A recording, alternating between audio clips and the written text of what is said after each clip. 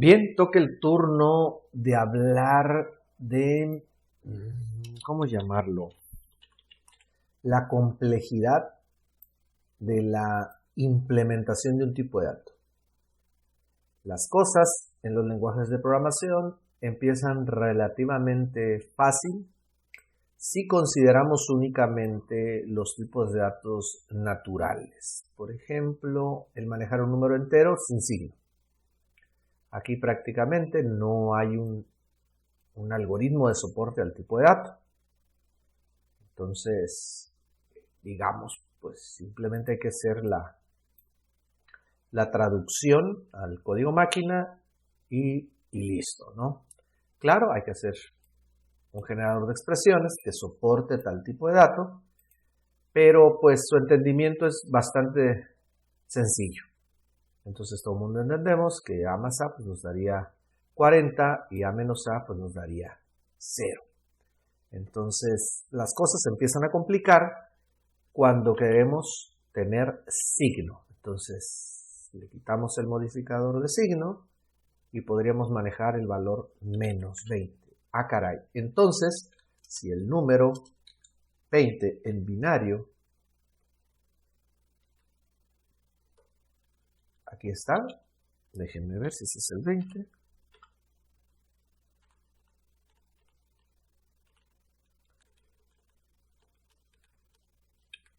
No. Este es el 20, ¿no? Entonces 20 en binario pues representa esta combinación. No hubo más que hacer la conversión a código binario. Híjole, ¿cómo le ponemos el signo? ¿Cómo le ponemos el signo? Este menos solo existe simbólicamente a nivel humano, a nivel computadora. ¿Qué hacemos? No le podemos poner menos, ese símbolo no existe. Solo hay ceros y unos. Entonces hay que codificar esta información para poder trabajar números negativos. Entonces, la cosa ya no está tan fácil, hay que implementar una estrategia, un algoritmo para poderlo lograr, ¿no? Bien, entonces esto sucede, por ejemplo, con el signo.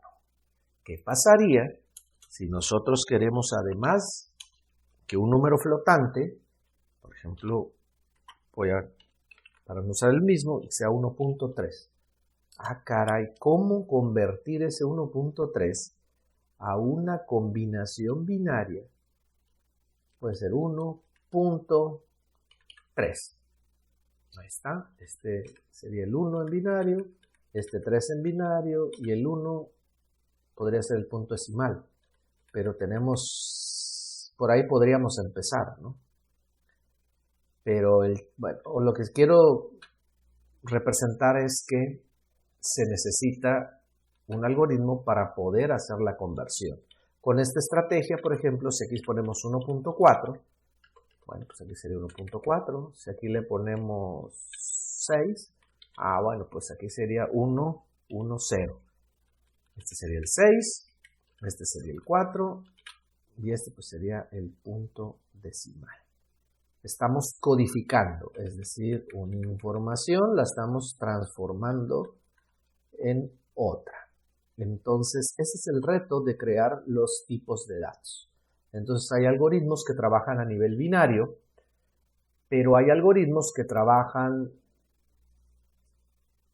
a nivel concepto. Entonces, vamos a hablar de los tipos de datos de Visual Basic, ¿no? Esta información pues es tomada directamente del sitio de ayuda de Microsoft, y pues aquí nos dice que los tipos de datos son booleanos, hay un tipo byte, hay un tipo char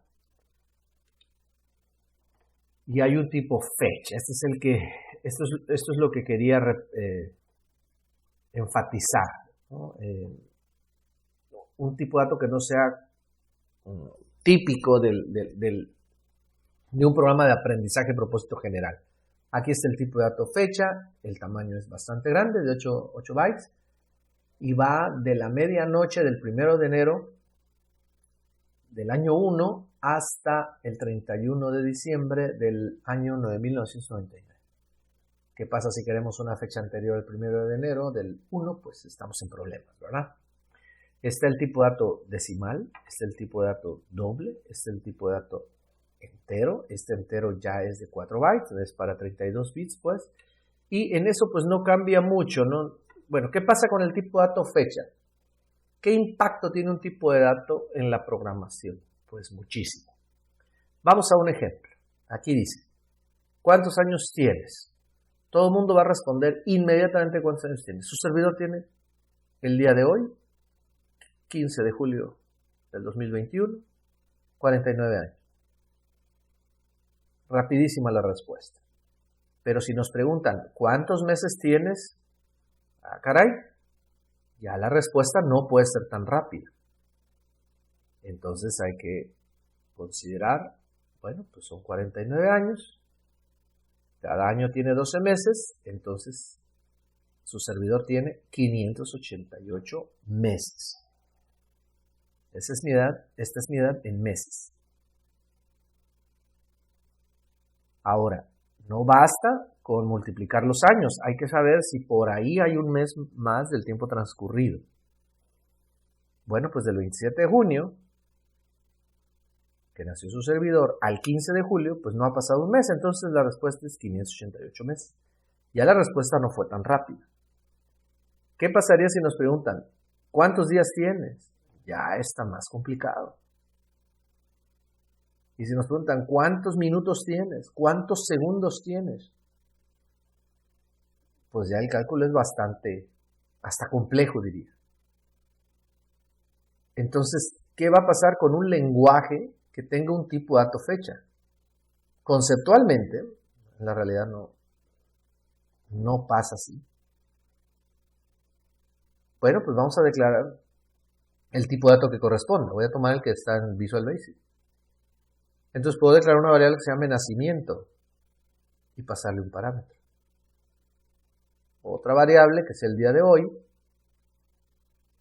¿Y cómo puedo saber cuántos días han transcurrido? Bueno, pues como es un tipo de dato, entonces deberá poder restarse. Si no se puede restar, quiere decir que ese elemento del lenguaje de programación está mal llamado tipo de dato. Mal llamado tipo de dato. Porque el tipo de dato debe de poder comportarse con los operadores del lenguaje de la misma forma que el resto de los tipos de datos. Puede pasarse como parámetro, puede declararse como arreglo, en fin. El tipo de dato es de los elementos más versátiles en un lenguaje de programación, porque si no, sería una función o un procedimiento que utiliza una sintaxis de tipo de dato para trabajar, y eso pues realmente no es un tipo de dato. Entonces, si en realidad es un tipo de dato como tal, entonces habría que restarle simplemente a la fecha de hoy, la fecha de nacimiento, y como hay varios elementos dentro del tipo de dato, bueno, pues decirle cuál queremos. Entonces queremos extraer el día, ¿no? Y de ese dato imprimirlo. Entonces, así de fácil tendría que ser el cálculo en un lenguaje de programación que nos permita trabajar el tipo de dato fecha. Y ahí la importancia de tener lenguajes de programación con tipos de datos, pues, sofisticados, vamos a llamarlos, ¿no? Entonces, este es el reto que se presenta cuando se generan los tipos de datos. Por eso, ahorita tenemos hasta tipos de datos: fecha, objeto, moneda, lógico, genérico, memoria. Y pues, ¿qué va a pasar en el futuro? Pues, en eso andan hay muchos desarrolladores y están viendo la manera de incorporar nuevos tipos de datos, ¿no? Desde un punto de vista de su servidor, creo que los que tienen potencial son cuestiones con video, sonido, representaciones tridimensionales, imágenes, páginas, bases de datos, en fin, ya veremos qué pasa en el futuro, ¿no?